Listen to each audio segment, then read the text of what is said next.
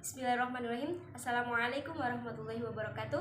Perkenalkan, nama saya Fahmiyatun Nikmah Nailia, NIM 2220132 dari Prodi Pendidikan Bahasa Arab kelas Tafsir Tarbawi C. Sebelumnya kepada yang terhormat Bapak Muhammad Hufron MSI selaku dosen pembina mata kuliah Tafsir Tarbawi.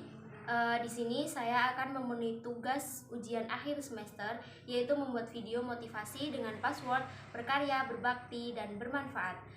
Tugas di sini yaitu membuat video yang dikaitkan dengan subtema makalah saya sebelumnya yang berjudul Hak Milik dalam Quran Surat Al-Maidah ayat 38, sebagaimana demikian.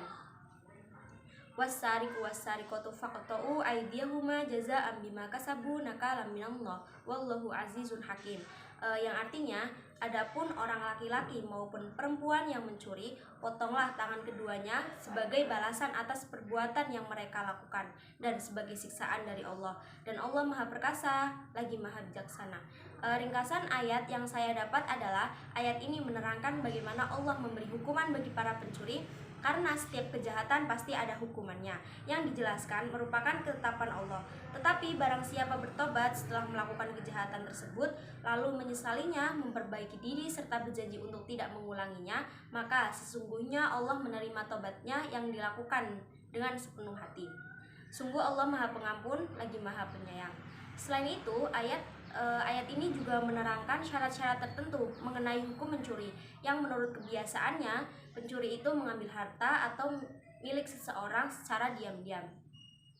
Biasanya pencuri melaksanakan aksinya dengan menggunakan tangannya. Karena itu tangan tersebut berkhianat terhadap harta milik masyarakat, maka ia tidak ada nilainya. Balasan ini adalah hasil dari perbuatannya sendiri dan bukan kezaliman Allah. Karena Allah SWT yang Maha Bijaksana telah menentukan balasan yang berat semacam ini guna untuk menjaga keamanan masyarakat. Perlu diperhatikan juga, tidak semua pencuri harus dipotong tangannya. Seorang pencuri akan dipotong tangannya jika harta yang dicurinya itu mencapai ukuran, yaitu 1/4 mitkol emas. Sementara pencuri itu melakukan pencuriannya tidak karena dorongan keadaan yang memaksanya untuk mencuri, dan ada syarat-syarat lain sebagaimana yang disebutkan dalam hukum-hukum fikih. Hukum potong tangan juga harus diberikan setelah melalui proses hukum yang sah. Demikian pula tangan yang dipotong itu hanyalah 4 jari jemarinya saja selain ibu jari, karena dari pergelangan tangan. Demikian menurut madhab Ahlul Bait alaihissalam. Yang mengherankannya adalah adanya sebagian cendekiawan yang menganggap hukum Islam semacam ini justru merupakan tindak kekerasan dan tidak berkemanusiaan.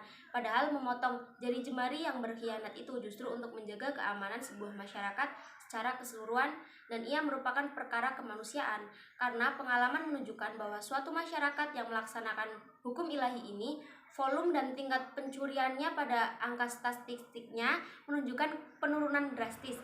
Sedang dalam masyarakat barat yang tidak mengindahkan hukuman ilahi ini, betapa angka statistik ini terus menonjak ke atas. Dari ayat tersebut terdapat 3 hal yang dapat disimpulkan dan dipetik pelajarannya.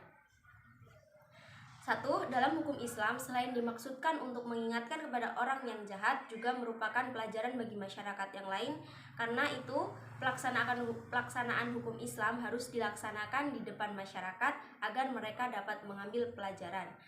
Kedua, harta milik pribadi seseorang dan keamanan masyarakat sangat diperhatikan dalam Islam, sehingga barang siapa yang melanggar 2 hal tersebut akan menanggung balasan yang berat. Yang ketiga, Islam bukan agama individual yang hanya mengurus masalah-masalah pribadi, tapi merupakan sistem yang komprehensif.